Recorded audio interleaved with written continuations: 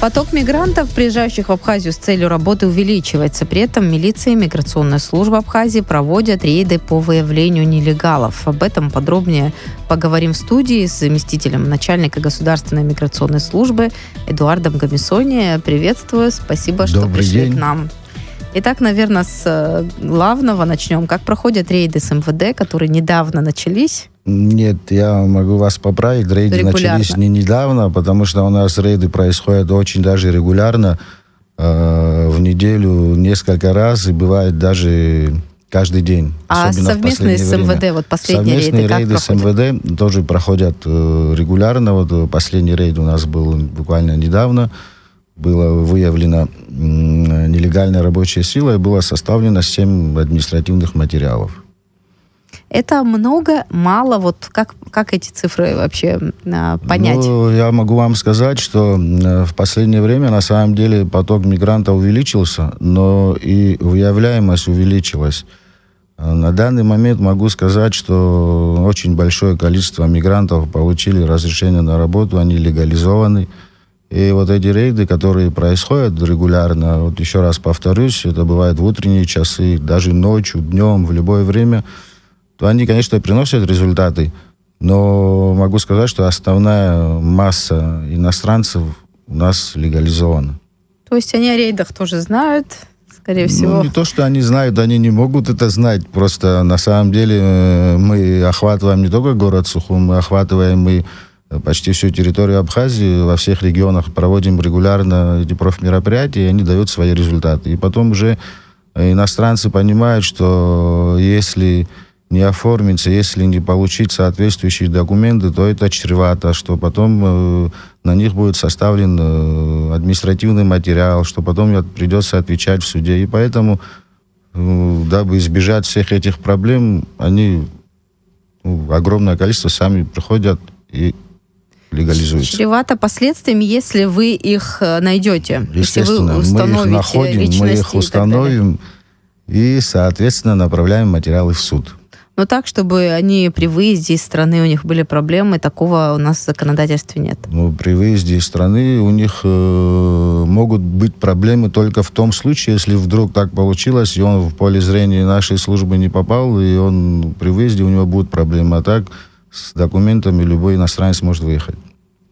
По количеству мигрантов за последнее время какая динамика вообще, какая статистика? Я вам могу сказать, что вот прошлый год был ударный, так сказать, около 6,5 тысяч иностранных граждан было зарегистрировано.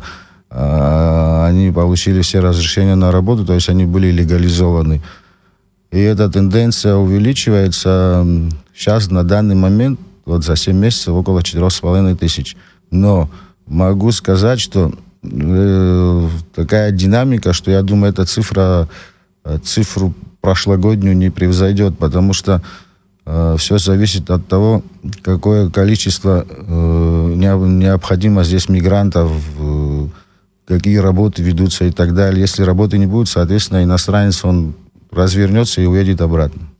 Ну, в деревнях, если посмотреть, то люди активно пользуются услугами этих мигрантов. Ну, это, с одной стороны, постепенно радует, перестают, наверное, огороды возделывать, дворы уже, там подметать. Значит, наш народ чувствует себя достаточно самодостаточно, извините за такое слово, и раз он может себе позволить и для своих личных нужд нанимать иностранную рабочую силу. Но еще раз хочу сказать, что буквально вот недавно вот в Ачамчирском районе и в других районах мы тоже ездим по деревням, выявляем их, стараемся выявлять. Но это единичные случаи, в основном они все концентрируются в городе. По количеству вы сказали, что в прошлом году было больше, и вы считаете, что потребность была больше, поэтому... Нет, я думаю... Или с курортным сезоном это как-то связано? Я думаю, прошлогоднюю цифру не перевалит количество мигрантов. Это такое мнение мое.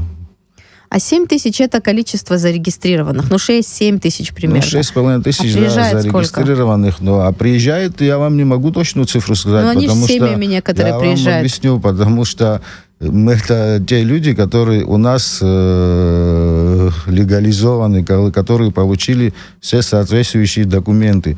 потому что на границе миграционная служба не находится, и точное количество перешедших границу иностранных граждан, такую информацию мы не владеем. А кто может в стране, вот есть кто-нибудь, кто может сказать? Я не знаю, кто может сказать, но в основном вот эта цифра, которую я озвучил, это близка к действительности. На самом деле, может быть, там в поле нашего зрения не попали около, там, может, 5-6% максимум. А как изменилась география вот, миграции, так сказать? Из каких стран к нам приезжают? Ну, география в основном такая, конечно, больше всего иностранных граждан это из Средней Азии, но попадаются такие экзотические страны, с которых приезжают там по 2, по 3 человека, там Египет, Таиланд, там Конго, такие страны. В общем, это охватывает география иностранной рабочей силы, находящихся в Абхазии, охватывает где-то около 30 стран, порядка 28-30 стран. Очень много темнокожих последние вот годы мы видим в республике. Это трудовые мигранты? Темнокожие, вот, что приезжают, это в основном студенты российских вузов, которые пересекают границу, получают здесь туристические визы и через месяц уезжают. То есть это не трудовые мигранты, в категории этой но, конечно, и среди них попадают, мы их всех проверяем, естественно, среди них тоже пару человек попадаются, они легализуются, у нас оформляются, которые решают нам остаться, там, допустим, на 3 месяца, на полгода и так далее. А по поводу того, вот выгодно мигрантам регистрироваться или все-таки они пытаются увиливать. Например, он приехал в республику работать, потом пересек опять границу с Россией и вернулся. Он может вот такую хитрость, они могут такую пойти, чтобы не оформлять вот необходимые документы? Нет, он на такую хитрость не сможет пойти. Почему? Что ему помешает, допустим? Есть такая вероятность, что они могут вот этой схемой воспользоваться? Потому что мы очень тесно сотрудничаем с другими силовыми структурами, и просто без документов пограничная служба его не выпустит из Абхазии. Они его направят сюда, мы здесь на него напишем административный материал, потом заставим оформиться, и только так. То есть в итоге при выезде у них тоже могут возникнуть проблемы? Да, поэтому все они легализуются. С нашей помощью, имеется в виду, мы их выявляем, и сами тоже приходят, самые добросовестные. По сумме госпошлины, которая поступила в бюджет за счет деятельности вашей организации? Ну, я могу сказать, что за последние годы госпошлина увеличивается, такая тенденция у нас, что было 44 миллиона, 48 миллионов. В прошлом году мы государству дали 64 миллиона. И это все идет по нарастающей. А сейчас изменились тарифы, насколько я знаю, не сейчас, так давно. Да, какие у вас ожидания? Ну, буквально вот на днях парламент Республики Абхазия внес изменения в закон о госпошлине. Теперь получается, что наш разрешительный документ, будь то рабочая виза или разрешение на работу, каждая категория из них будет сумма увеличена на 2000 рублей. То есть, если разрешение на работу на год стоило 6 тысяч, оно будет стоить 8 тысяч. Если на полгода стоило 3 тысячи, будет стоить 5 тысяч. То есть, каждая категория увеличена на 2000 рублей. Ну, как вы думаете, не будет это для них таким препятствием, что ли? Не уменьшится поток из-за этого? Я не думаю, что это будет каким-то препятствием, но время покажет. Это будет видно в течение месяца-двух. Помимо вот разрешения, которое вы выдаете, им же нужно еще оформлять какие-то справки.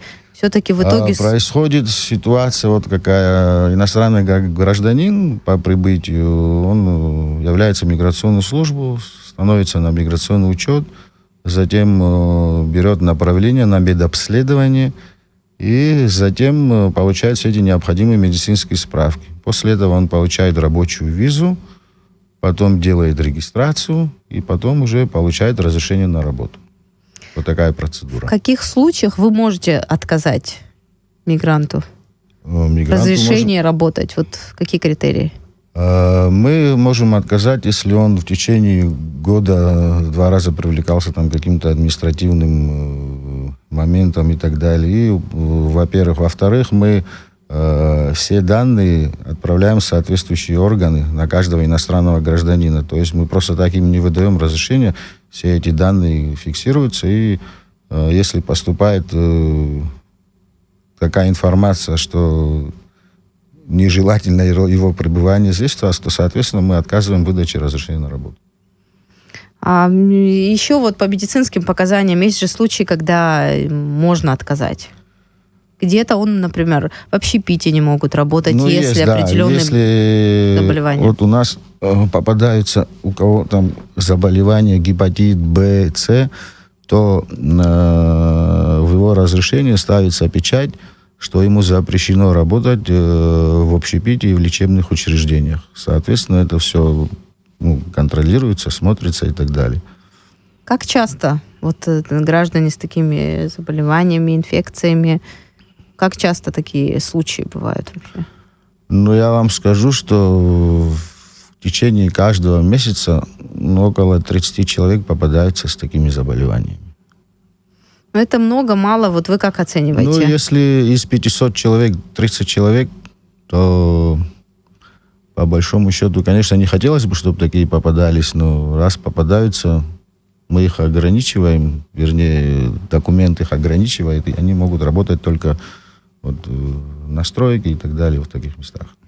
А по поводу выдачи патентов, давайте поясним вообще, что это и как это работает. Вот нашим слушателям объясним, что это такое. Разрешение на работу выдается гражданам, прибывшим в Абхазию с целью осуществления трудовой деятельности в случае, когда они должны получить визу, то есть с визовыми странами. С безвизовыми странами, с безвизовых стран, когда приезжают иностранные граждане, то есть на сегодняшний день это россияне, им нужен только патент. То есть там нужна и виза, и разрешение на работу, а в этом случае нужен только патент. Патент приравнивается к разрешению на работу, просто он называется патентом, так как он для безвизовых стран. Патент госпошлина стоит 1000 рублей в месяц. И, соответственно, они тоже все медицинские анализы проходят, всю эту процедуру проходят, и потом уже получают патент там на месяц, на 2, на 3, на полгода и так далее. А много вот из России людей, которые приезжают сюда на заработки? Ну, я вам могу сказать, что около 4-50 человек вот за этот период с 1 января. А за последнее время вообще ситуация изменилась, как вы видите, вот в этом году, в прошлом году, по сравнению, например, с ситуацией, которая была 5 лет назад? Больше желающих? Больше желающих, потому что, я как понимаю, уровень жизни у нас в Абхазии растет, и появляются люди строят дома отдыха, гостиницы, и частный сектор тоже очень развивается, требуется рабочая сила. И иностранная рабочая сила, она как индикатор, они друг другу передают, видят, есть работа, приезжают и начинают работать. Есть люди, которых вы наверняка уже знаете, которые много лет здесь работают. Вот часто вот такие, которые там с семьями приезжают, вы знаете, много лет здесь живут. Иностранный гражданин, мы ему можем выдать разрешение на работу год с последующим продлением еще на 1 год. После этого он должен выехать отсюда. Но есть те, которые вот по истечении срока выезда, потом они вновь сюда приезжают, потому что здесь и благоприятные условия для жизни, и работа есть, и некоторые приезжают с семьями сюда. Ну, всех их стараемся оформить и так далее. А вот те, кто с семьями приезжают, им же не нужно разрешение на работу? Допустим, человек сам оформил документы, его супруга, она не обязана? Любой иностранный гражданин, с какой бы целью он сюда не приехал, он обязан в течение 3 рабочих дней, во-первых, получить регистрацию пока. И если человек не работает, должен получить туристическую визу хотя бы. Потому что так просто нелегально находиться на территории Абхазии не позволяет законодательство. Но в основном они с семьями, которые приезжают, мужчины работают, женщины тоже работают в каких-то других местах, там в сфере обслуживания и так далее. И они тоже делают документы. А вот дети мигрантов, они же тоже в школах наших учатся. Им нужны какие-то документы? Как это вообще происходит? Если отец и мать имеют разрешение на работу, родители, если имеют разрешение на работу, с миграционной... Потом они показывают эти документы в отделах образования, и детей берут на работу. Но я не думаю, что их такое большое количество. И интересные, кстати, цифры озвучивают и иногда. И вот, например, глава Гагарского района на недавнем заседании на встрече с президент встречался с активом Гагарского района, и вот там были озвучены интересные цифры. До 10%, если я не ошибаюсь, учащихся в школах не граждане Абхазии. Не граждане Абхазии? Не граждане Абхазии. Ну, возможно, такая цифра присутствует. Но мы видим, вот по сфере услуг, если посмотреть, то везде работают трудовые мигранты. Если раньше, например, в такси работали только там местные, то сейчас мы видим, что их там очень много мигрантов стало. Вы понимаете, если какая-то организация или фирма заключает с ним трудовой договор и со всеми вытекающими последствиями получают документы, и они работают, мы ничего не можем сделать. Это работодатель нанимает иностранного гражданина, и человек работает. Мы неоднократно эту тему здесь тоже обсуждали, говорили, а почему все-таки выгодно работодателю порой брать мигранта, я чем думаю, местного. Это, наверное, у работодателя надо спросить. Сейчас я не могу на этот вопрос ответить. А работодатель, который берет большую группу мигрантов, нанимает на работу, вот он какие документы должен? Насколько я знаю, он должен заниматься вот этими вопросами Работодатель, если нанимает иностранного гражданина, он сам от своего имени должен сделать себе разрешение на привлечение иностранной рабочей силы и выкупать квоту на каждого привлекаемого иностранного гражданина. То есть, если он нанимает 10 иностранных граждан, он должен 10 квот выкупить. Соответственно, с именами и фамилиями тех работников, которых он нанимает. И заключить с ним трудовой договор, вот эти все документы предоставить в миграционную службу, он получает разрешение на использование иностранной рабочей силы и, соответственно, получает его иностранный гражданин, работающий у него, разрешение на работу. И только в таком случае они начинают работать. Ну, насколько активно вот работодатели это делают? Приучены ли наши граждане это делать? Работодатели это очень достаточно делают, как бы, не то, что часто, а делают, потому что это... насколько я знаю, это экономически это им не очень выгодно, им приходится больше. Да, но вы понимаете, платить. Миграционная служба занимается только не физическими лицами, мы проверяем юридические лица, организации. И там у нас такие штрафы за каждого нелегально привлекаемого иностранного гражданина на организацию накладывается штраф от 90 до 120 тысяч рублей. Там, то есть, очень большие штрафы, поэтому все работодатели... Расскажите, как эти проверки происходят? Они регулярный характер носят или вы раз... Плановый характер носят, и плановый характер. То есть это все делается. Сейчас не могу все вам рассказывать, но... Все секреты не выдавайте. Да, но... постоянно это все делается, и фирмы проверяются, организации проверяются, и рейдовые мероприятия проводятся. То есть миграционная служба служит стране. А в каких организациях чаще всего используют труд вот, рабочих таких мигрантов? Вы знаете, так выделить нельзя, потому что они... Где больше всего они работают? Нельзя выделить, они работают практически везде. А в летний сезон наверняка это курортные города, больше всего, где сконцентрированы вообще рабочие силы, и наверняка там больше и трудовых мигрантов. Вот как вы летом работаете? Ну, я вам скажу, работодатели, которые думают нанимать иностранную рабочую силу, они заранее, до начала летнего сезона, выкупают квоты. И по прибытию иностранных граждан уже их оформляют, и у них все так происходит в нормальном режиме.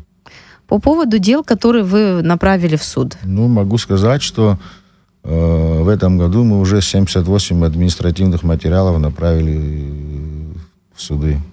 Какие санкции в отношении тех, кто нарушает законодательство? Это миграционное. Там идет у нас 2 статьи за отсутствие визы и отсутствие разрешения на работу. И потом уже суд выносит решение. А ставки, на ваш взгляд, соответствуют вот реальной ситуации, нынешним вообще ценам? Как это все соотносится? Ну, Нужно ли думаю, там да. менять изменения? Я думаю, пока посмотрим. Мы сейчас сделали вот поправки к закону о госпошлине. Сейчас мы посмотрим, проанализируем, и потом, может быть, штрафные санкции тоже можно будет увеличить. Сейчас пока об этом рано говорить. А количество сотрудников достаточно для того, чтобы охватить все районы республики? Сейчас если раньше трудовые мигранты там, они были в Сухуми, в основном в крупных городах, то теперь и в селах мигранты работают. Пока справляемся. Штат расширять не планируете? Пока справляемся. А что вы думаете, вот как гражданин, может быть, не как заместитель начальника миграционной службы, а что вы думаете вообще о самом процессе миграции? Как гражданин республики, как вы к этому относитесь? Потому что некоторые говорят, слава богу, что есть мигранты, что они там выполняют работу, которую местные не всегда хотят делать. Знаете, и другие, наоборот, говорят, что это... вам отвечу, миграционные процессы, они были и 50, и 100, и 200, и 1000 лет назад. Это неизбежно. Мы открытая страна, мигранты приезжают, уезжают. Я думаю, это нормально. Но некоторые вот говорят, что работодатели не хотят иногда местных брать на работу, и они предпочитают мигрантов, потому что наши граждане, они там отпрашиваются часто. В общем, ментальные особенности иногда не устраивают работодателя.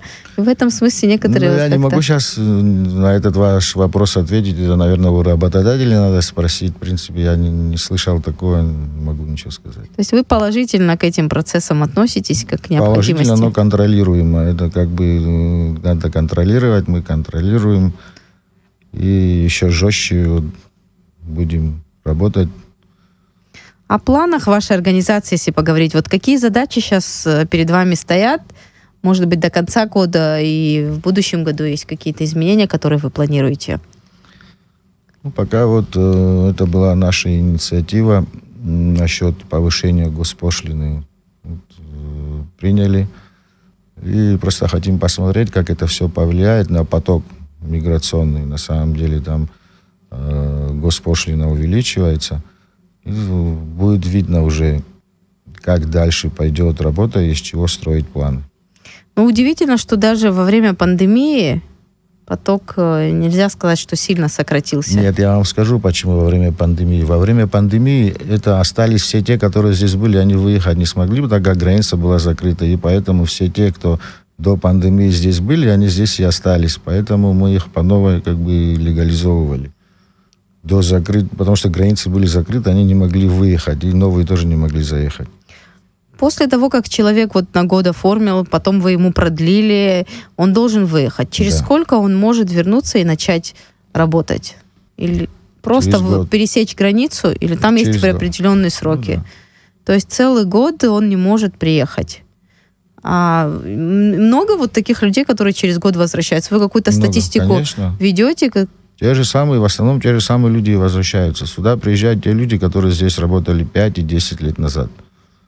А новые люди, это, скорее всего, их родственники? Наверное, да. Наверное, рассказывают, как у нас в Абхазии хорошо, красивая, благоприятная ситуация, и поэтому, видимо, привозят с собой. Немного эфирного времени остается. На ваш взгляд, вот что привлекает мигрантов в нашей стране, если вот порассуждать? Во-первых, это атмосфера. Абхазы всегда были гостеприимным народом. И вы сами замечаете, наверное, кто бы к нам в гости не приехал, мы всегда их поддерживаем, защищаем и так далее. И, во-первых, климатические условия. И вообще условия у нас очень благоприятные. Развиваемся потихоньку. И я считаю, поэтому и поток мигрантов увеличился.